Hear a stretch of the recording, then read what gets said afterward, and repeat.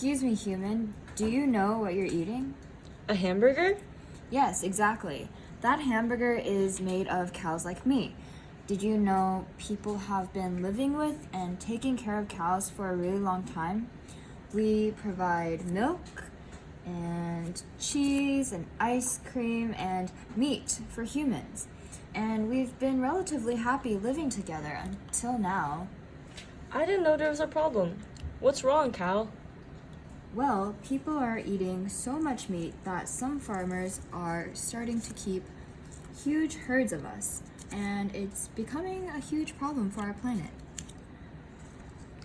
Too many cows means a lot of greenhouse gases and pollution. Americans eat 3 times more meat than other nations. Our beef industry is currently the largest in the world. You're threatening to mess up our climate, land, and water, all because of humans not caring about their carbon footprint. What's a carbon footprint? A carbon footprint is the amount of bad greenhouse gases you release into the world as a direct result of your actions. Well, I don't have a carbon footprint, do I? Well, it's not easy to know that you're harming the environment until you learn about it.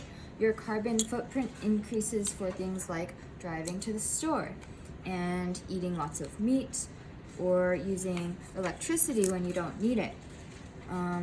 Things like keeping the water running while you brush your teeth. Well, it's not that big of a deal, is it? Actually, it's a huge deal.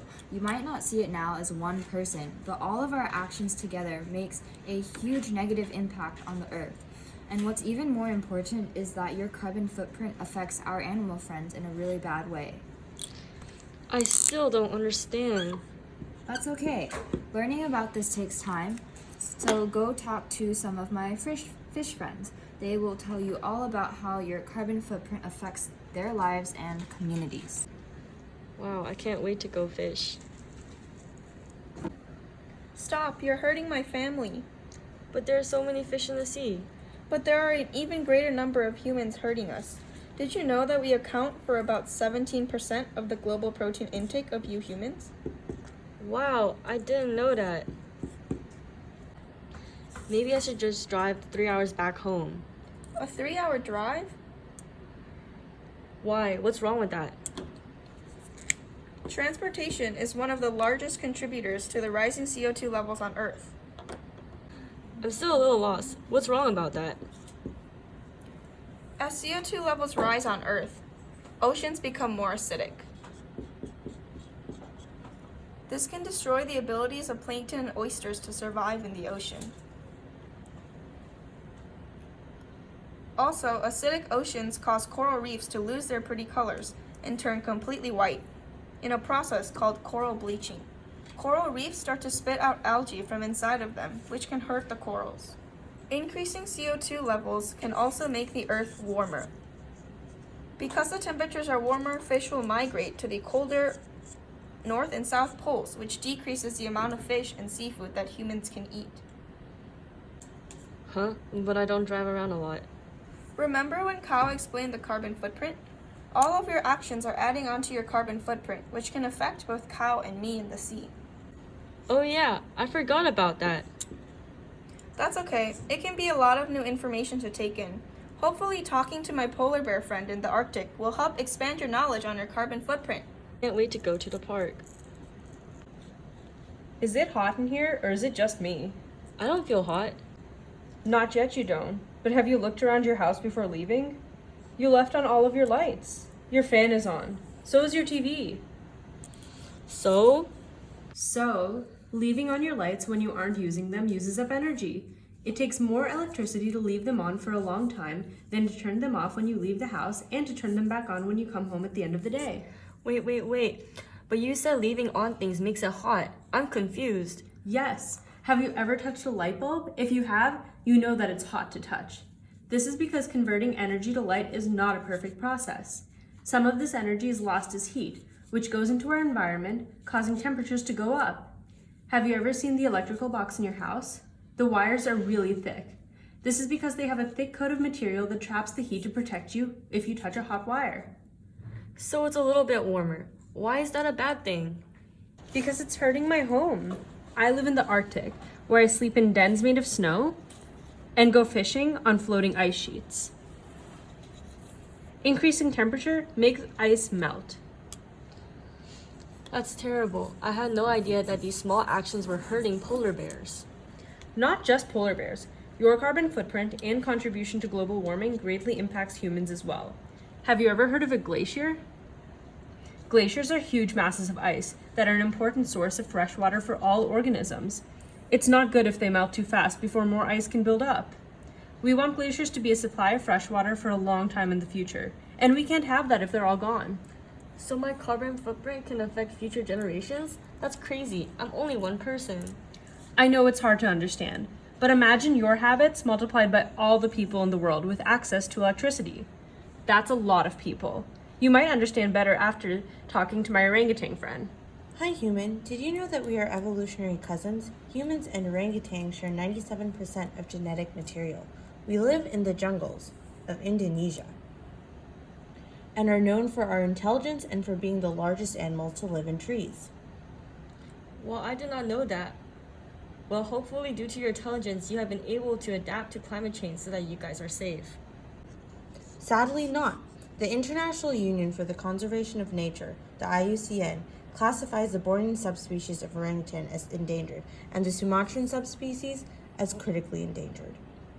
Orangutans are highly likely to become extinct if the current trends continue, studies show. One study showed that the world lost nearly 150,000 orangutans over the past 16 years in Borneo and is on track to lose another 45,000 if the current trends continue by 2050. That sucks. Why are so many orangutans dying? There are a lot of reasons why we are dying in the wild.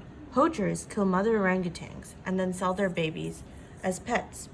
Poachers also kill orangutans for food in the bushmeat trade. However, the primary killer of orangutans is deforestation. A 2012 assessment predicts that by 2020, 24% of the world's rainforest will be lost, greatly affecting orangutans who will be extinct within the next 2 decades if current deforestation trends continue. Wow, I had no idea that deforestation was such a big deal, especially in Indonesia. But at least the only harm it is doing is clearing forest. That can be replanted, so no harm done, right? Actually, no. Deforestation in this region is particularly contributes to over 1/3 of the global carbon emissions, which in turn contribute to global warming and ocean acidification. Globally, deforestation contributes about 12 to 17% of annual greenhouse gas emissions. At the current rate, it will take less than 100 years to destroy all rainforests, which covers 10% of the Earth's surface, but contains over half of all plant and animal species in the world. Wow, I had no idea that rainforests were so diverse. Again, there are many reasons. Deforestation continues to make way for human developments, like cities and factories. There is also a high demand for plywood, hardwood, and other plant products. However, the biggest reason is palm oil. Indonesia is the world's largest producer of palm oil, with 10 million hectares of palm plantations and growing. Wait, what is palm oil? I don't think I use it. Palm oil is an edible vegetable oil derived from the palm tree, whose fruit produces oil that is versatile, cheap, has a long shelf life, and is healthier than other oils. Palm oil products are everywhere. Toothpaste, detergent, soap, shampoo, pizza dough, chocolate, lipstick, etc. So there is a very high chance that you probably do use palm oil products in your daily life. While it may be cheap, it sure isn't good for the environment, especially for us orangutans. I had no idea. I will definitely look at the label before buying things now and try to make sure my toothpaste isn't burning down trees.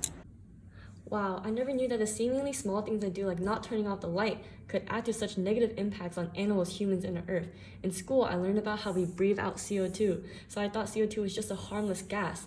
Now I know that the release of extensive amount of CO2 through human activities like our transportation and food industries can be terrible for our environment. Rising CO2 levels contribute to increased greenhouse gases in our atmosphere, which can have wide-reaching and unintended consequences. Increasing CO2 can cause ocean acidification and global warming, which can negatively impact biodiversity, which is the variety of life in different ecosystems and habitats. For oceans, that could mean decreased plankton and oyster population and shifting fish distributions. Deforestation can also decrease biodiversity and contribute to greenhouse gas emissions. Knowing this, I hope to become a conservation biologist when I grow up.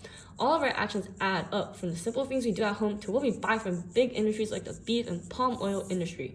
As a conservation biologist, I hope to learn more about and contribute to protecting and restoring habitats like the beautiful coral reefs. I also hope to educate others on what they can do to keep our planet healthy. For now, I'm going to bike and walk more and tell my family to eat more veggies and get our protein through tofu and beans. I hope you guys are joining me in lowering our carbon footprint.